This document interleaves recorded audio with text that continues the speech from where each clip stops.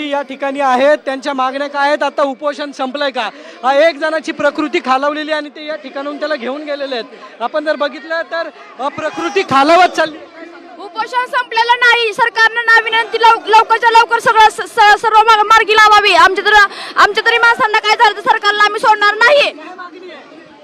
आमची जी मागणी होती त्यातली कुठलीच मागणी सरकारने मान्य केली नाही. नोटिफिकेशन फक्त जे काढलंय ते पण अर्धवट काढलंय, तारीख सुद्धा कळवली नाही.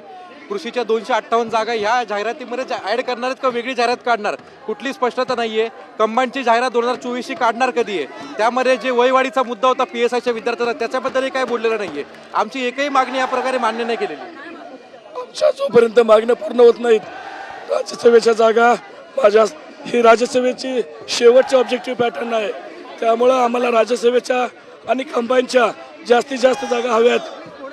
लोक राज्यसेवा 1500+, PSI 1000+, ह्या जागांबद्दल सरकारनं भूमिका जाहीर करावी. तोपर्यंत आम्ही आमचं आंदोलन मागे घेणार नाही. पाणी सुद्धा आम्ही पिणार नाहीये. आम्ही 2 दिवसापासून आम्ही अन्न सोडलेलं आहे. आता आम्ही पाणी सुद्धा पिणार नाहीये. आम्ही सगळेजण शेवटपर्यंत असेच ठाम राहू. जोपर्यंत आमच्या मागण्या पूर्ण होत नाही तोपर्यंत आम्ही इथून उठणार नाहीये. उठणार नाही उठणार नाही कुठल्याही परिस्थितीत.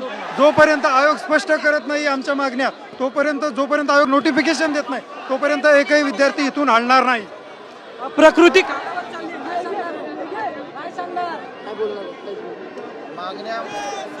मागण्या मान्य झाल्याशिवाय.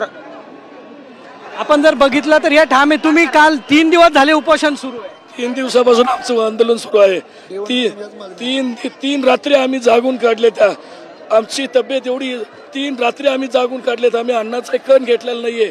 इथून पुढे आम्ही पाणी सुद्धा पिणार नाहीये. पाणी पिणार नाही अशी भूमिका घेतली आहे. मागण्या मान्य झाल्या नाही.